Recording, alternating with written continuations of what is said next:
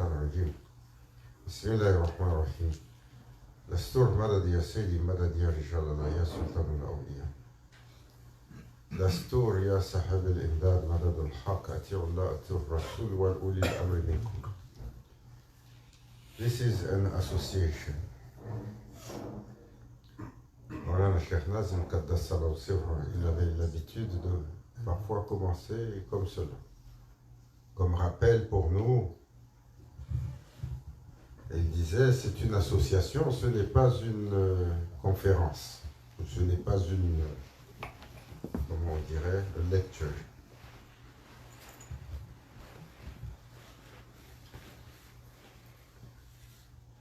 Shaun Archibald, c'est ce qu'il nous enseigne avec Atuna Sohba. Notre chemin est sur le compagnonnage d'être ensemble. Car c'est dans l'assemblée des compagnons que se manifeste le trésor de la guidance. La guidance pour les gens en quête. La guidance par la main des guides, le murshid. La guidance par la main, par une connexion de lumière.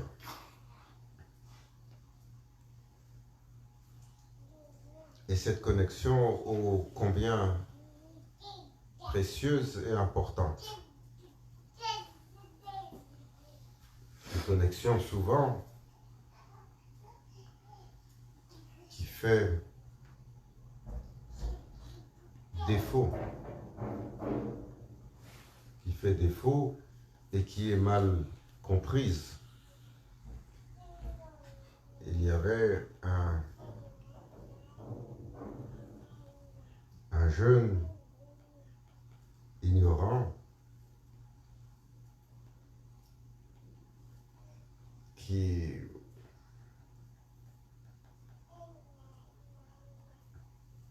au summum de sa connaissance a fait un montage vidéo pour critiquer Maulana Cheikh Hicham.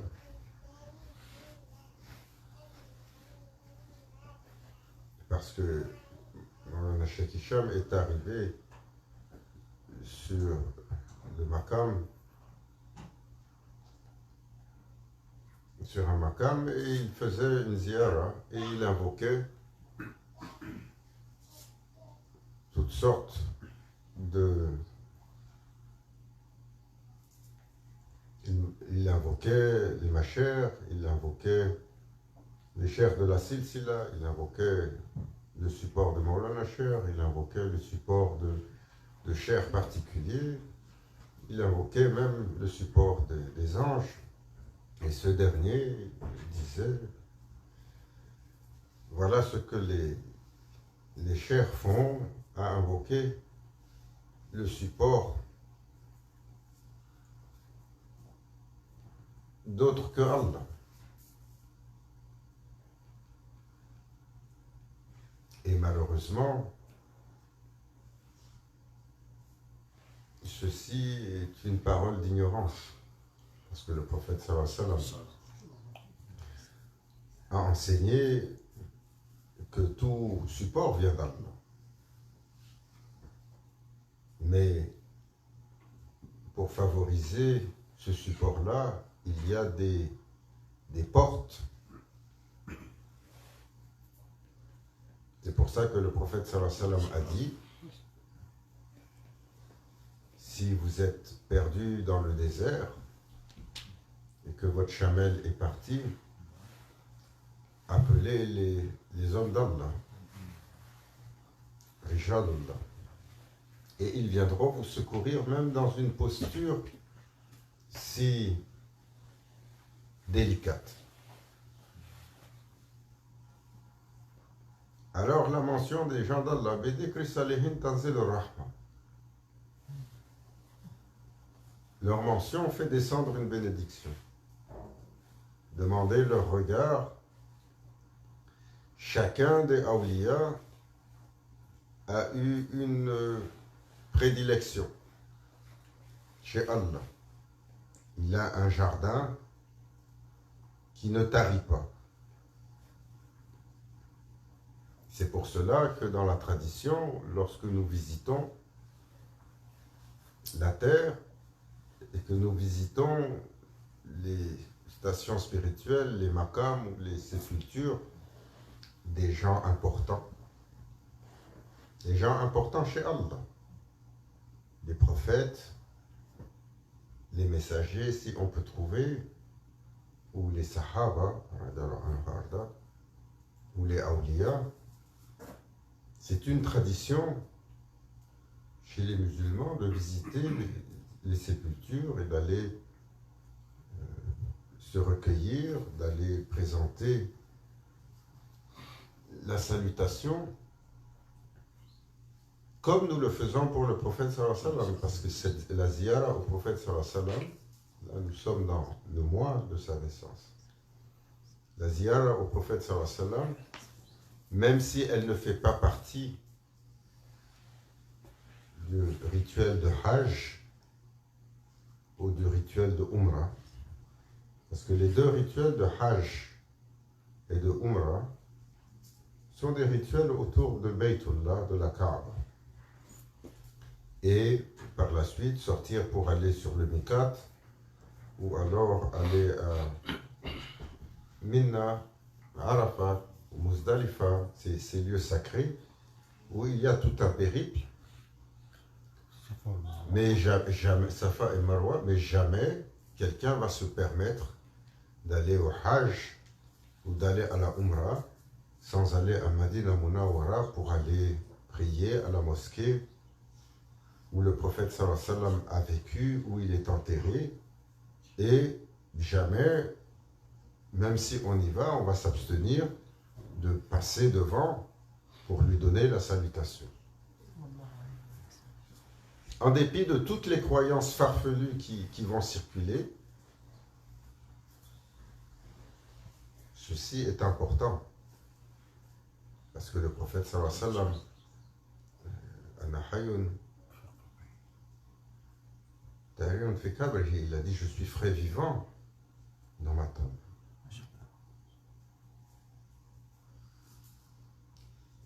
Et de cette fraîcheur-là, Allah Azzawajal a mis sur lui une fonction, une lumière, une intercession et un témoignage pour sa nation qui n'est pas limité, il est perpétuel.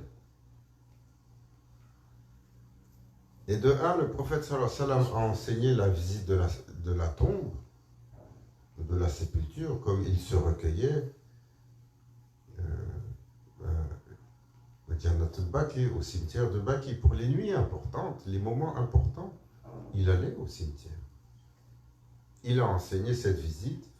Il a enseigné la demande de l'intercession. Voici là. Trouver un moyen intercédant pour nous.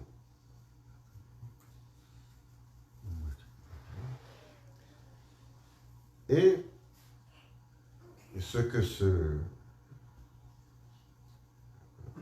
cette personne à la doctrine douteuse ignore, c'est que les quatre imams, Imam Abu Hanifa, Imam Shafi'i, Imam Malik, Imam Ahmad ibn Hanbal,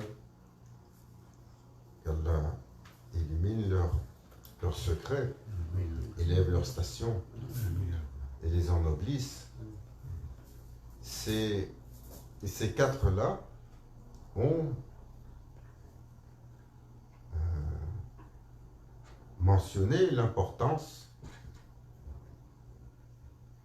d'utiliser un moyen, ont défendu la demande de support, que ce soit au prophète sallallahu alayhi wa sallam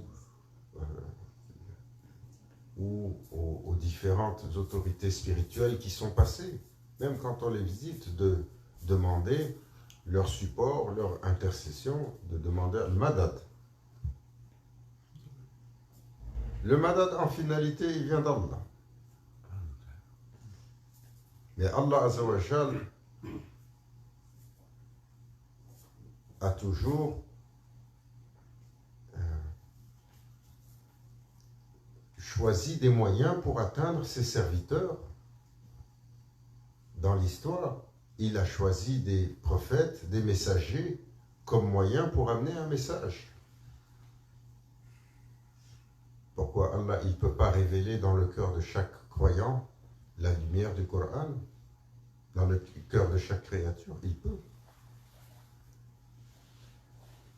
Il a créé un scénario, il a envoyé des messagers. Ces messagers étaient non seulement porteurs d'une lumière, d'une connaissance, d'une guidance, d'une réalité qui procède des cieux.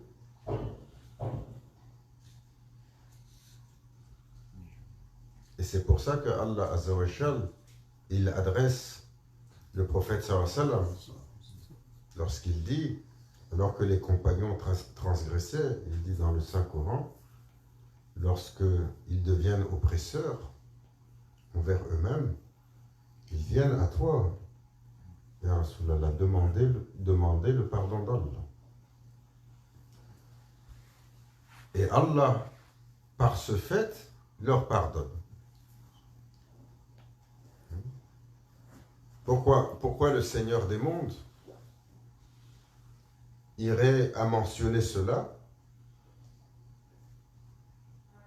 pour nous donner un enseignement? Tout procède de lui, mais il a parfois des portes de faveur. Et vous avez un saint, un wali qui est enterré,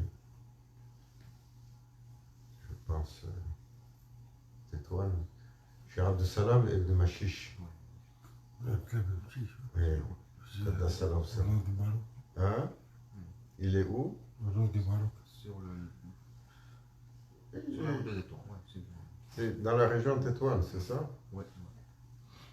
C'est près de Shawan. Shawan, c'est près de Shawan. C'est près de Shawan. Et il est fameux, connu parmi toute l'assemblée des Aouliya comme celui vers qui on va et qu'on évoque pour la guérison. Oui. Je me souviens quand Mawlana Cheikh Nazim Qaddasallahu était malade, il disait, si quelqu'un, il a demandé à quelqu'un, allez le visiter, présentez-lui les salutations et demandez-lui son support pour la guérison. On dit que celui qui a perdu le chemin et qui est sur le voyage dans une difficulté, que ce soit l'avion qui commence à vaciller ou le bateau qui tangue parce que la tornade se présente, ou celui qui a perdu le chemin et il fait nuit, il est entouré de loups. Ça peut arriver, on ne voyage plus comme ça maintenant, mais il y a toutes sortes de dangers sur le voyage. Grand Cheikh, il disait, il y a deux cheikhs, Cheikh Abdelkader Jilani et Cheikh Muhyiddin Ibn Arabi, qui sont ceux dont on va invoquer le support pour les gens qui sont sur la difficulté du voyage. Et on retrouve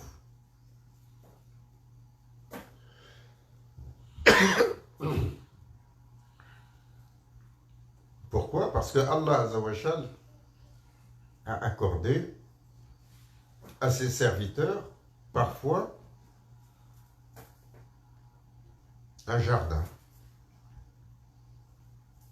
Comme il a accordé à Sayyidina Khidr alayhi salam un jardin. Quel est ce jardin? D'abord, il vit longtemps. Ensuite, il est imprégné d'un niveau de savoir autre. Et ceux qui cherchent ce savoir de la réalité, pourquoi Allah Azzawajal il l'a choisi comme porte. Et il a envoyé, parmi ses plus grands prophètes, c'est Moussa alayhi salam, qui a demandé l'accès à ce savoir plus élevé. Il a dit, va à la porte de ce serviteur. C'est lui le dépositaire de l'accès à cet océan de savoir. Je lui en ai donné la clé.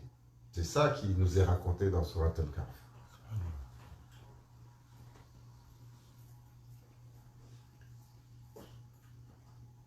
Et c'est pas assez de subtilité, de nuance que Allah Azza wa Jal apporte dans son livre, dans sa parole révélée, et que le prophète sallallahu alayhi wa sallam a enseigné à travers toutes sortes de subtilités. Et chaque compagnon avait une particularité. Et on savait que si tu veux l'interprétation du rêve, chez qui tu vas? C'est Abu Bakr as-Siddiq, évidemment. Mais il y en avait un qui était particulier parmi les compagnons. On utilise encore son Ibn Sirin, radiallahu anhu, qui est celui qui a établi.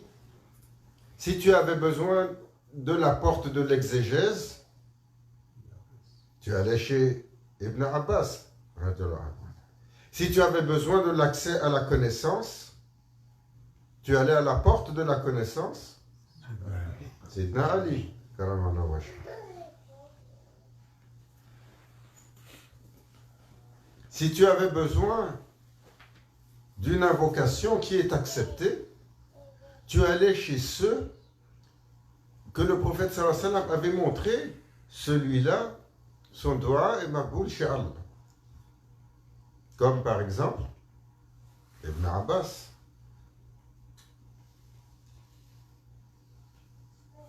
Radiallahu anhu. Ou comme, non, du temps du prophète sallallahu alayhi wa sallam, il l'a indiqué. Sayyidina Uwais al-Karni.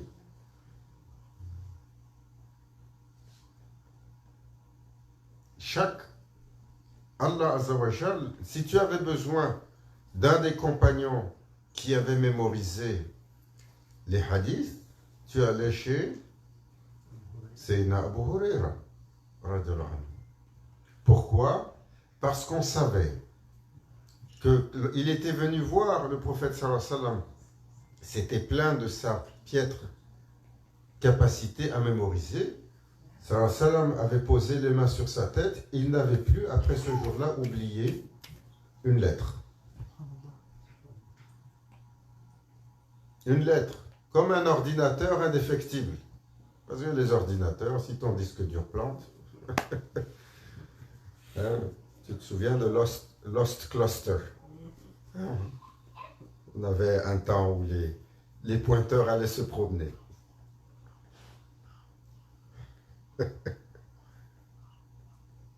Et ainsi de suite. Combien parmi les compagnons, chacun avait sa spécificité, une clé pour quelque chose. Pourquoi il y en a eu autant et aujourd'hui, on pense qu'on ne peut pas avoir accès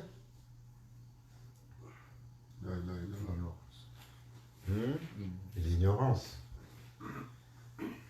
Allah Azza wa Jal a envoyé ses faveurs et il les a coupées. Ce qui est descendu dans le message, ce qui est adressé dans le message, ce qui est de la sunna du prophète sallallahu alayhi wa sallam, ce qui est du chemin montré par les sahaba radiallahu anhu arda, ce n'est pas limité à eux, c'est un flot continu qui est ouvert pour toute la Ummah par la suite et tous les croyants qui viennent par le temps. Et encore, parfois leur accès est plus facilité. Comme le prophète sallallahu alayhi wa sallam a dit à ses compagnons, il vous sera demandé pour être accepté de ce que j'ai enseigné de remplir 9 sur 10. Et il viendra une génération, s'ils en remplissent un, ce sera accepté pour eux. comment Allah Azzawajal est généreux. Comment il a équilibré les choses. Dans une génération comme la nôtre, où chacun d'entre nous, on est sur un makam qu'on appelle daïf, une faiblesse notoire. Ça prend une petite perturbation pour nous dévier du chemin.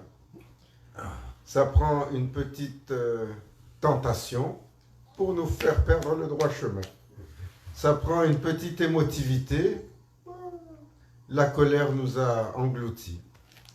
Ça prend un peu d'hypnotisme de la dunya et on a oublié de la matérialité, on a tout oublié. Nous sommes plus le temps à passer. Sallallahu alayhi wa sallam, il a dit, la meilleure des générations, ce sont les compagnons. Et après cela, ce sont les tabi'in, ceux qui ont suivi. Et ensuite, les tabi'in, ceux qui ont suivi,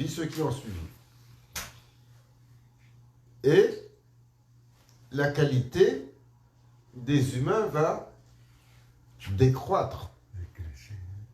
Sallallahu alayhi wa sallam, il disait, ma nation va vivre un jour sur le haqq, un demi-jour sur le batil.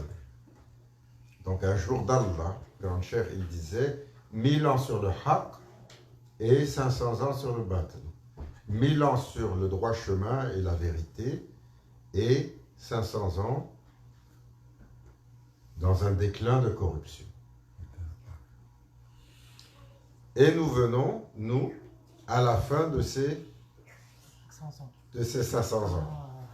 C'est pour ça notre génération, on l'appelle Ahl Akhir al-Zaman, ceux des derniers jours. Grand Cher commençait à parler de ça, Maulana Cheikh Nazim, il disait toujours, ce sont les derniers jours. Les signes apparaissent les uns après les autres, encore plus évidents. Hier, ce qu'on pensait impossible, aujourd'hui, comme on dit chez vous, normal. Normal. Hier, si tu avais dit, un jour on va voir ça, généralisé, tu allais dire c'est impossible. Aujourd'hui, normal. La corruption, normale. La consommation d'illicite, normale. Hein? La consommation de... Non? Vous n'avez pas été dans les pays musulmans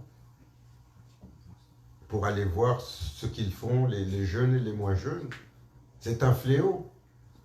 Si ce n'est pas la consommation, c'est les fumées enivrantes ou tellement d'autres choses. C'est un fléau. La fornication, un fléau. Et regardez comment le prophète sallallahu alayhi wa sallam a dit. Il va venir un temps pour décrire jusqu'à quel point la décadence va rentrer, elle va s'étaler. Ceux qui vont regarder ça, donc qui vont voir cette décadence et cette fornication s'étaler devant eux, qu'est-ce qu'ils vont dire? Au lieu de dire A'udhu billahi minash shaitan rajim, la hawla wa la quwwata illa billahi aliyyil azim, qu'est-ce qu'ils vont dire? Si seulement c'était moi.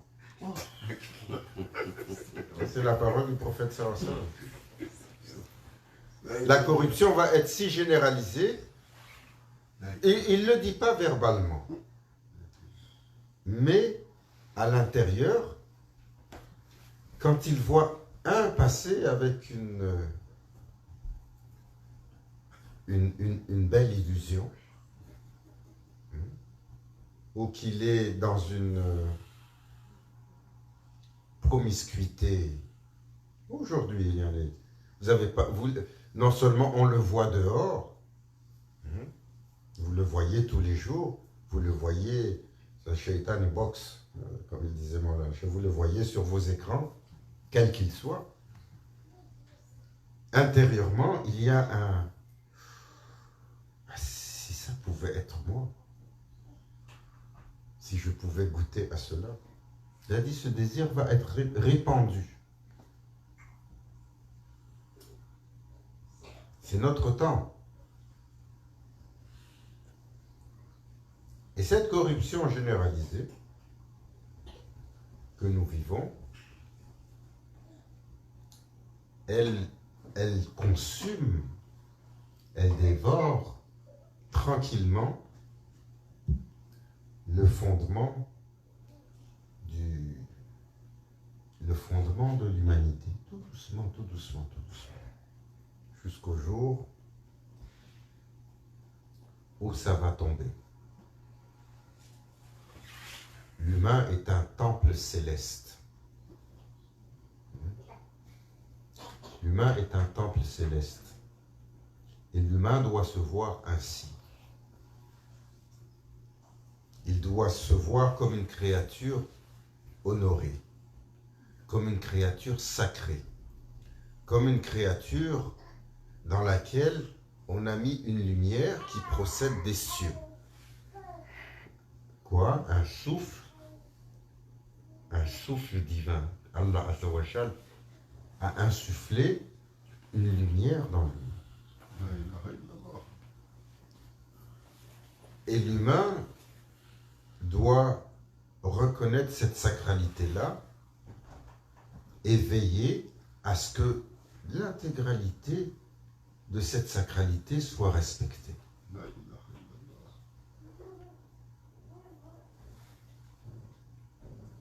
Et alors ils vont vous dire, oh, ce que vous dites là est anticonstitutionnel. Il faut que les humains soient libérés de toutes leurs règles et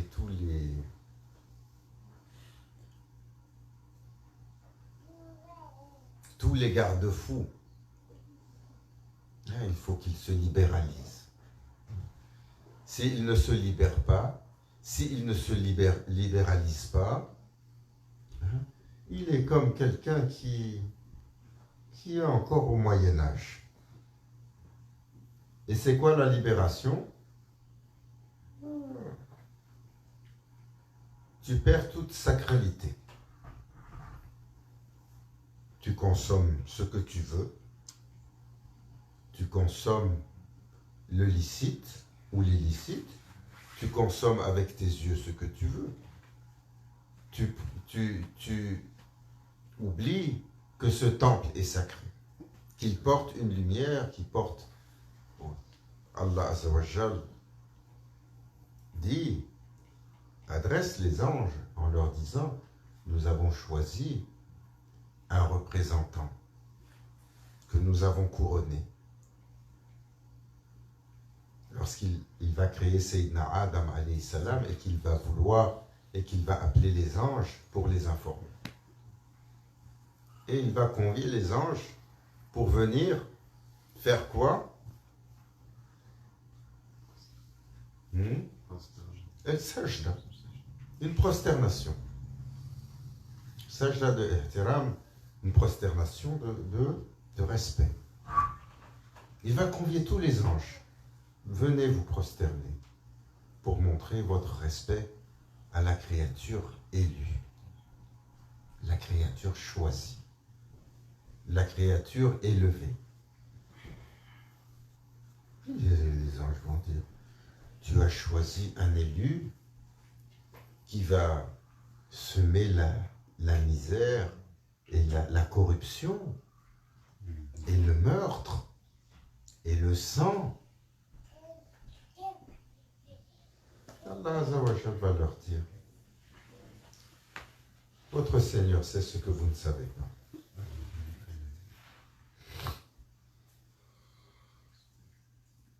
Et cet honneur qui est habillé sur les humains est si important. Alors, avant d'apprendre même à respecter les autres, parce que Grand Cher disait, c'est une précondition à l'élévation spirituelle. Ihtiram al-kull, le respect de tous, le respect de toutes les créatures. Pas simplement des humains, le respect de toutes les créatures. Le prophète sallallahu alayhi wa sallam, on l'a vu changer de chemin juste pour ne pas faire de mal aux fourmis qui passaient. Non? Il n'avait pas entendu ça, qu'il enseignait aux compagnons, faites attention, c'est de la vie, et Allah Azza wa Jal va le mentionner, il va nommer l'histoire de Sayyidina Suleiman alayhi salam, et la fourmi qui va parler à Sayyidina Suleiman alayhi salam. Allah Azza wa Jal fait entendre le langage de la fourmi, qui met en garde les autres fourmis en disant, il arrive monté sur ses grands chevaux, et il a oublié que nous sommes là. Et Sayyidina Suleiman alayhi salam, à qui Allah, le Seigneur des mondes, a donné la capacité d'entendre les animaux, d'entendre le murmure des créatures, va entendre cette créature qui le rappelle. Et le prophète sallallahu alayhi wa sallam enseignait, le respect des créatures vivantes est important. Donc il enseignait à respecter toutes les créatures, et Grand Cher disait, c'est une base pour celui qui se met en quête spirituelle. Mais avant de respecter les autres, il faut apprendre à se respecter soi-même. Hein, ça résonne dans le monde d'aujourd'hui. Hein, ça fait partie de notre psychologie urbaine de nos jours et de notre psychanalyse, le respect de soi. C'est pas le respect avec takabbur, hein, comme il nous enseigne. Respecte-toi, alors ne te laisse pas marcher dessus et demande ton droit. Demande ton droit. C'est pas ce respect dont on parle. Le respect de soi, c'est reconnaître qu'il y a une valeur sacrée en nous, qu'il y a un élément sacré en nous, et que cet élément-là, nous n'en sommes pas les possesseurs, nous en sommes les dépositaires. Et comme un amal, comme un dépôt qui a été fait, nous en sommes les gardiens et nous serons questionnés par le Seigneur des mondes. Ô mes serviteurs, je vous ai créé de lumière, j'ai déposé un trésor à l'intérieur de vous. Votre âme est la créature la plus élevée. Je l'ai manifestée. Qu'avez-vous fait de cette sacralité?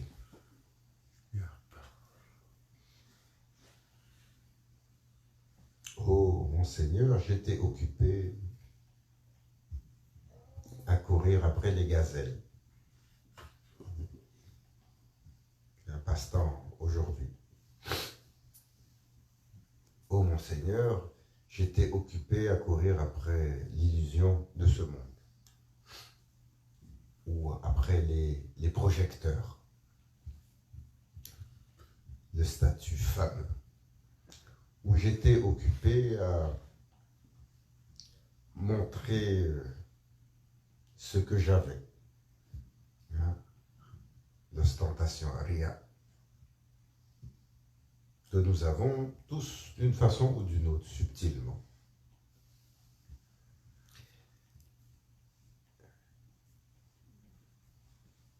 Alors, cette sacralité est prédominante dans l'œuvre du serviteur. De comprendre que l'islam, c'est le protocole des seigneurs. le Seigneur manifesté sur terre, Khalifatullah. Un Seigneur, l'homme et la femme, descendus avec leur couronne d'élus, élus d'Allah.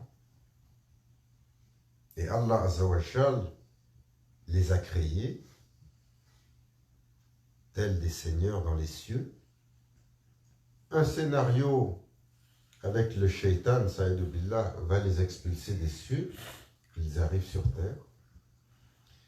Mais ils n'ont pas perdu, Bani Adam, les enfants d'Adam n'ont pas perdu leur stature originale. Ils sont des princes et des princesses, héritiers et héritières au couronnement céleste.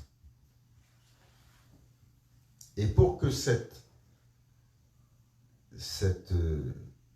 statut seigneurial se manifeste, il y a un protocole. Et Allah Azzawajal alors va descendre un médium de guidance à travers sa parole, à travers ses prophètes et messagers, pour guider les humains sur le protocole suprême d'éducation des choisis et des élus. Et bien entendu, le shaitan, Saïd Billah, qu'est-ce qu'il va faire? Il va rentrer sur le chemin de la révélation. Et c'est là où il va mettre le plus d'efforts pour rentrer la corruption et pour s'assurer que tout le monde regarde ça avec horreur.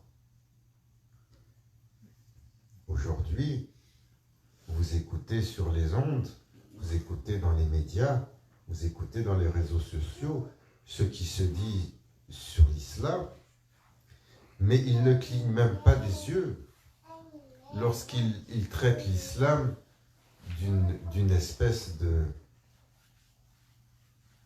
barbarie moyenâgeuse. Et sans subtilité. Et parfois même dans les médias, ce qu'on va appeler les médias nationaux, qui ne sont pas censés être biaisés, il faut juste écouter. Mais vous parlez de l'islam, vous parlez du chemin d'accomplissement le plus élevé jamais manifesté. Il renferme 1000 fois la lumière de tous les chemins que les humains ont pu établir. Il a le protocole d'accomplissement du caractère, il a le protocole d'accomplissement de l'esprit, il a le protocole de perfection du corps.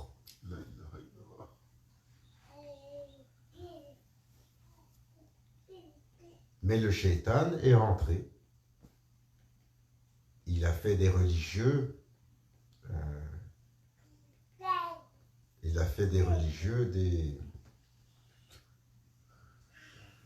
des fonctionnaires du temple. Dans toutes les manifestations de la religion, depuis Sayyidina Adam alayhi salam, dès que les prophètes se sont absentés, ceux qui étaient après ont commencé à faire de la petite politique, la politique du temple. Et vient un autre prophète, mettez-les dehors. Vient un autre prophète pour corriger. Et à travers les générations, cela s'est fait et s'est fait encore sous l'œuvre du shaitan. Alors l'islam, c'est ce trésor absolu. Mais aussi, faut-il reconnaître notre valeur. Je suis sacré, alors pour chaque élément sacré, il y a un protocole qui tient cette sacralité. Tant et aussi longtemps, c'est sûr que si pour moi je ne suis qu'un amas de matière, un accident de la nature, il y a une soupe, hop, quelques acides aminés, la soupe a produit une petite bactérie. Voilà. Paramecie unicellulaire, la bactérie évolue. Ah, docteur est là. Et finalement, l'accident a mené au singe qui a fini par marcher, par penser, et aujourd'hui, ce singe pensant et parlant que nous sommes, lorsqu'il va sortir de ce monde, ça s'arrête, voilà, c'est fini, il n'y a pas de continuité. C'est certain que si je vois cela comme ça, jamais je ne pourrais établir la sacralité de ce que je suis et de ceux qui m'habitent. Et souvent, il faut rappeler, l'humain n'est pas une créature dans laquelle on a mis une âme. L'humain est une âme sur laquelle on a mis un vêtement pour passer dans ce monde. L'essence fondamentale, ce qui est éternel, c'est l'âme. Le véhicule que nous avons n'est que temporaire, n'est qu'un vêtement temporaire. Il faut le comprendre, il faut le réaliser. Une fois qu'on a réalisé notre sacralité, et elle ne peut se réaliser que par rapport au Seigneur des mondes. J'ai été créé par un Seigneur absolu, pour lequel je suis abd. Je suis un serviteur qui tient un amana. J'ai un dépôt qui m'a été fait avec cette âme créée et dont je dois répondre. Qu'Allah Azawajal nous honore. Les honneurs donnés à ceux qui ont rempli le mandat d'avoir honoré leur création, d'avoir sacralisé chacun des moments de leur chemin sur cette terre de la bonne manière. Il a kharatina bil Fatiha.